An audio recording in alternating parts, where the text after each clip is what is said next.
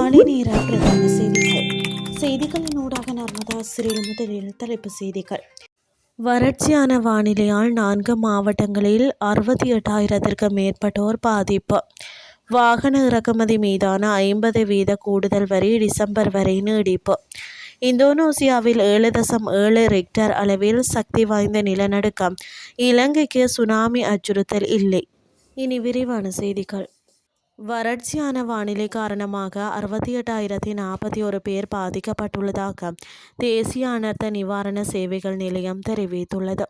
4 மாவட்டங்களில் உள்ள 17 கிராம உத்தியோகத்தர் பிரிவுகளை சேர்ந்த மக்களை இவ்வாறு பாதிக்கப்பட்டுள்ளதாக இதன் சிரேஷ்ட உதவி செயலாளர் பிரகதீத் தன்னன் சூரிய குறிப்பிட்டுள்ளார். மட்டக்களப்பு, அம்பாறை, மொனராகலை மற்றும் ரத்தினபுரி ஆகிய மாவட்டங்களை சேர்ந்த மக்களை இந்த வறட்சியான வானிலையினால் பாதிப்புக்குள்ளாகியுள்ளனர்.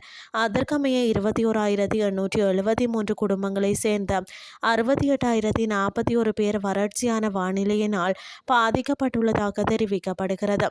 மேலும் குடிநீர் பிரச்சினையை எதிர்நோக்கியுள்ள 3,495 குடும்பங்களை சேர்ந்த 12,291 பேருக்கு தேவையான குடிநீரை வழங்குவதற்கு நடவடிக்கை எடுக்கப்பட்டுள்ளதாகவும் பிரகீத் தனன் சூரிய குறிப்பிட்டுள்ளார். பாதிக்கப்பட்ட மக்களுக்கு தேவையான உதவிகளை வழங்குவதற்காக உள்ளூராட்சி அதிகாரிகளுடன் ஒருங்கிணைந்து திட்டங்கள் ஏற்பாடு செய்யப்பட்டுள்ளதாகவும் அவர் மேலும் தெரிவித்துள்ளார். வாகன இறக்குமதி வரிகள் மீது அரசாங்கத்தினால் விதிக்கப்பட்டிருந்த 50% கூடுதல் வரி வரும் டிசம்பர் மாதம் 31ஆம் தேதி வரை நீடிக்கப்பட்டுள்ளது. நாளை முதல் நடைமுறைக்கு வரும் வகையில் இந்த நீடிப்பு மேற்கொள்ளப்பட்டுள்ளதாக தெரிவிக்கப்படுகிறது. 1988ஆம் ஆண்டின் 83ஆம் இலக்க சட்டத்தினால் திருத்தப்பட்ட சுரங்க கட்டளை சட்டத்தின் 10ஆம் பிரிவின் கீழ் ஜனாதிபதிக்கு அளிக்கப்பட்ட அதிகாரிகளுக்கு அமைவாகவே இந்த உத்தரவு பிறப்பிக்கப்பட்டுள்ளது. இருப்பினும் கடந்த மே மாதம் 15ஆம் தேதியோ அல்லது அதற்கு முன்னரோ கடன் கடிதங்கள் திறக்கப்பட்டு ஆர்டர் செய்யப்பட்ட மோட்டார் வாகன இறக்குமதிகளுக்கு இந்த 50% கூடுதல் வரி நீடிப்பு உத்தரவு பொருந்தாது என தெளிவுபடுத்தப்பட்டுள்ளது. இனி வெளிநாட்டு செய்திகள். இந்தோனேசியாவின் மத்திய தீவு கூட்டத்திற்கு அருகில் இன்று அதிகாலை 7.7 ரிக்டர் அளவில் சக்தி வாய்ந்த நிலநடுக்கம் ஒன்று ஏற்பட்டுள்ளது.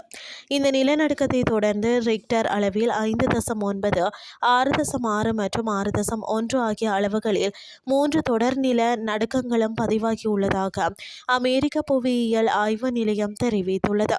இந்த நிலையில் இந்தோனேசியாவில் ஏற்பட்ட இந்த நிலநடுக்க நிலைமையினால் இலங்கைக்கு சுனாமி ஆபத்து எதுவும் இல்லை என தேசிய சுனாமி முன்னெச்சரிக்கை மையம் தெரிவித்துள்ளது. இத்துடன் செய்திகள் யாவும் நிறைவடைகின்றது. அடுத்த இரவு 8:30க்கு எதிர்பாருங்கள். நன்றி.